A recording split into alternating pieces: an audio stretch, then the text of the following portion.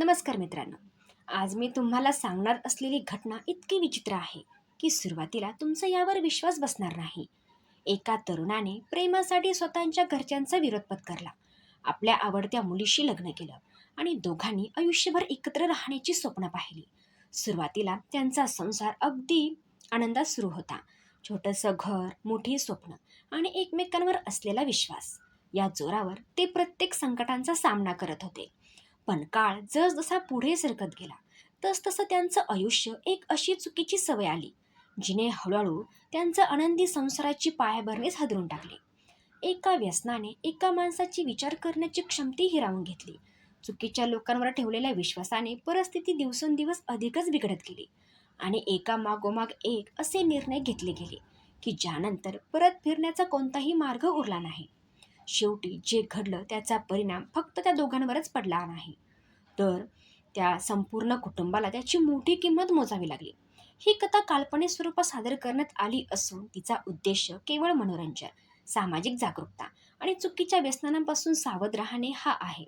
या कथेतील सर्व नावे, ठिकाणे आणि पात्र काल्पनिक आहेत, त्यामुळे ही कथा शेवटपर्यंत नक्की पहा, कारण शेवटी समोर येणारं सत्य तुम्हाला विचार करण्यास भाग पडेल.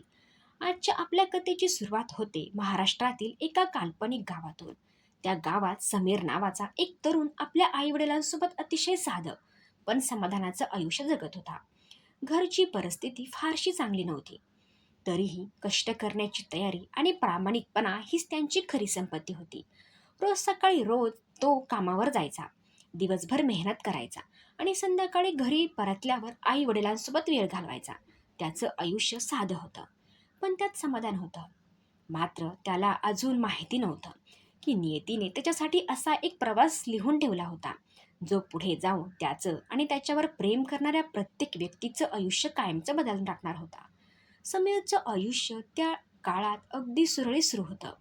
कामावर जाताना आपल्या चेहऱ्यावर नेहमी हास्य असायचं आणि घरी परतताना काजलसाठी काहीतरी छोटंसं घेऊन येण्याचा तो प्रयत्न करायचा. पैशांची कमतरता होती, पण प्रेमाची नाही. काजलही समीरच्या प्रत्येक सुख दुःखात त्याच्या पाठीशी उभी राहायची. दोघांनी मिळून छोट्या छोट्या स्वप्नांनी वीण विणली होती. त्यांचा विश्वास होता की मेहनतीच्या जोरावर एक दिवस त्यांचं आयुष्य नक्कीच बदलेल. काळ पुढे सरकत गेला आणि त्यांच्या संसारात 2 मुलांचं आगमन झालं. घरातील जबाबदाऱ्या वाढल्या, खर्चही वाढला, पण मुलांच्या चेहऱ्यावरचं हसू पाहून दोघेही प्रत्येक संकट विसरून जायचे. काजल घरची जबाबदारी सांभाळायची, तर समीर दिवस रात्र मेहनत करून कुटुंबासाठी पैसे कमवत होता. मात्र काही महिन्यानंतर कामाच्या ठिकाणी समीरची काही नव्या लोकांशी ओळख झाली. सुरुवातीला ते फक्त सहकारी होते, पण हळूहळू त्यांची मैत्री वाढू लागली. काम संपल्यानंतर ते एकत्र बसू लागले.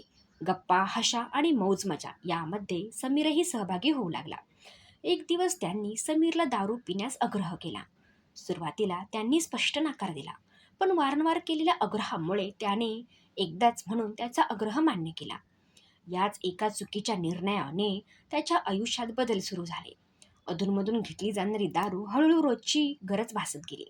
आता दिवसाची कमाई आधी व्यसनासाठी खर्च होऊ लागली आणि उरलेल्या पैशात घर चालणे कठीण होऊ लागलं.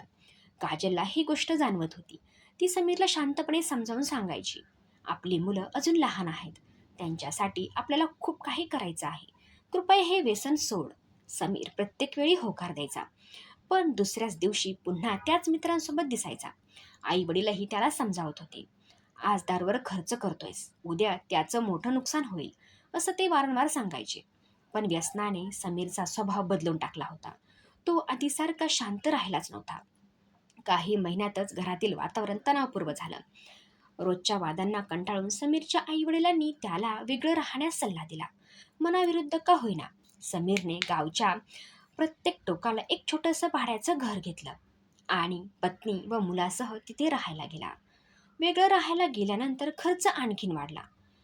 भांडं, मुलांचं पालन पोषण आणि रोजचा खर्च भागवताना समीरवर आर्थिक ताण वाढू लागला. त्यात व्यसनासाठी लागणारा खर्च वेगळाच होता. परिस्थिती हाताबाहेर जाऊ लागल्याने त्याने अनेक लोकांकडून उधार पैसे घेण्यास सुरुवात केली. सुरुवातीला त्याला वाटलं होतं की काही दिवसात सर्व पैसे परत करेल, पण तसं काही झालंच नाही. उलट कर्ज वाढतच गेलं. घरचा खर्च भागवण्यासाठी काजलनेही मजुरी सुरू केली. सकाळी मुलांची काळजी घेऊन ती कामावर जायची आणि संध्याकाळी पुन्हा घर सांभाळायची. ती संसार वाचवण्यासाठी शक्य तितके प्रयत्न करत होती. पण समीरच्या चुकीच्या सवयीमुळे त्याचं प्रत्येक अपुरे पडत होते. दरम्यान समीर मित्रांचं त्याच्या घरी येणं जाणं वाढू लागलं.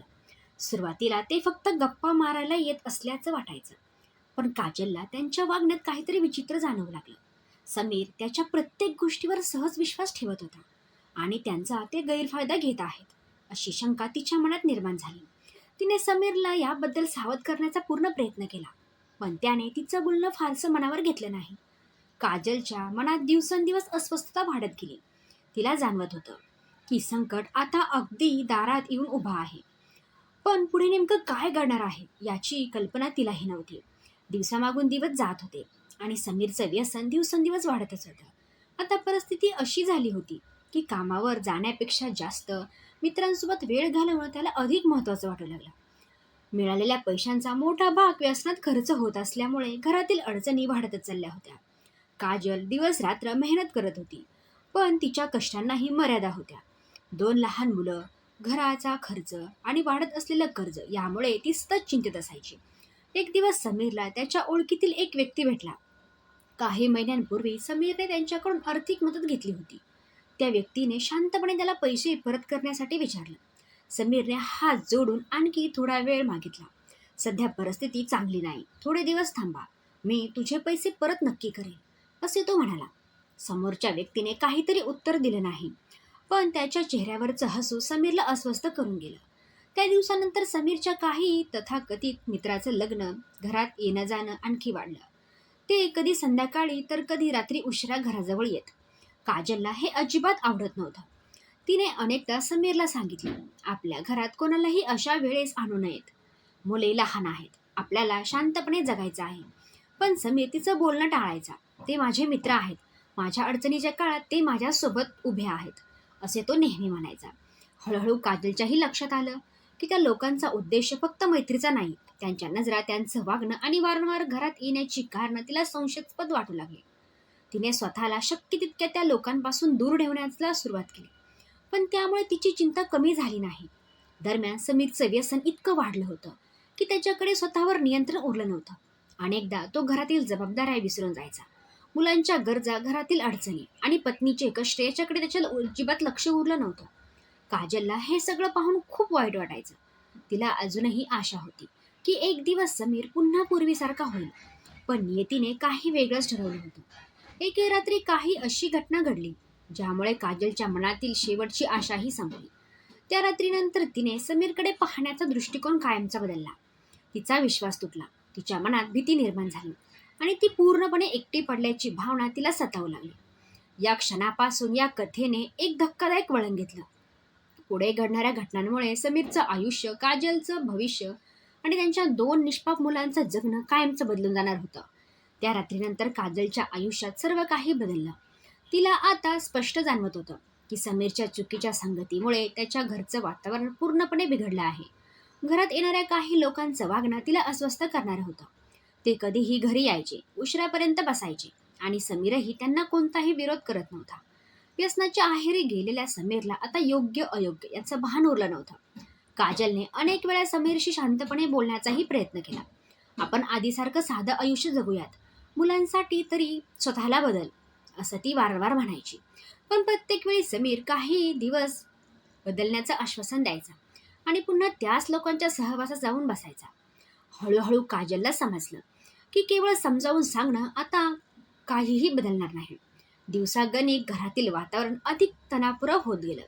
समीरचं कर्ज वाढत गेलं, त्याच्यावर पैसे परत करण्यासाठी दबाव वाढत गेला. काही लोक त्याला सतत फोन करायचे, तर काही थेट घराजवळ येऊन उभे राहायचे. काजलला या सगळ्यांची खूप भीती वाटू लागली. 2 लहान मुलांकडे पाहून ती मनोमन खचत होती. तिला फक्त एवढीच काळजी होती की या सगळ्या परिस्थितीचा परिणाम मुलांवर होऊ नये. एके दिवशी काजलने ठाम निर्णय घेतला. तिने समीरला स्पष्ट शब्दात सांगितलं, जर तू स्वतःला बदलत नाहीयेस तर मी मुलांना घेऊन इथून निघून जाईल. मला रोज भीतीच्या वातावरणात जगायचं नाहीये.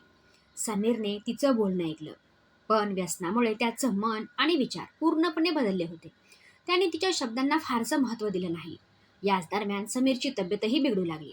सततचं व्यसन, अपुरी झोप आणि मानसिक ताण यामुळे तो वारंवार आजारही पडू लागला. काही दिवस तो कामावर जाऊ शकला नाही. घरात उत्पन्न कमी झालं आणि अडचणी आणखी वाढल्या. काजल एकटी सर्व जबाबदाऱ्यांना सांभाळत होती. ती स्वतःच्या दुःखापेक्षा मुलांच्या भविष्याची जास्त काळजी करत होती. एके रात्री समीर पुन्हा नशेत घरी आला. घरात शांतता होती. मुलं झोपली होती. काजल एका कोपऱ्यात बसून विचार करत होती. तिच्या मनात एकच प्रश्न सतत घोळत होता. हे आयुष्य कधी बदलणार? पण त्या रात्रीनंतर घडणाऱ्या घटनांनी या कथेचं रूपच पूर्णपणे बदलून टाकलं. दुसऱ्या दिवशी सकाळी परिसरात एक अशी घटना घडली ज्यामुळे गावभर एकच खळबळ उडाली. काही तासातच पोलीस घटनास्थळी पोहोचले. सुरुवातीला सर्वांना वाटलं होतं की ही एक साधी घटना आहे. पण तपास जसजसा पुढे सरकत गेला तसतसे अनेक प्रश्न निर्माण होऊ लागले. प्रत्येक प्रश्नाचं उत्तर अशा सत्याकडे इशारा करत होतं ज्याची कल्पना त्या परिसरातील कोणालाच नव्हती. आता पुढे पोलीस तपासात नेमकं काय समोर आलं? समीरच्या आयुष्यात शेवटच्या काही दिवसात काय घडलं होतं आणि या संपूर्ण प्रकारामागील खरं सत्य काय होतं हे आपण पुढील भागात जाणून घेऊया. मित्रांनो, तुम्ही पुढील भागासाठी इंटरेस्टेड आहात हे मला माहिती आहे. ही कथा आवडली असेल तर एक लाईक नक्की करा आणि आपल्या प्रतिक्रिया कमेंट बॉक्समध्ये नक्की कळा. भेटूया पुन्हा नेक्स्ट भागमध्ये. तोपर्यंत हसत राहा, खुश राहा. धन्यवाद.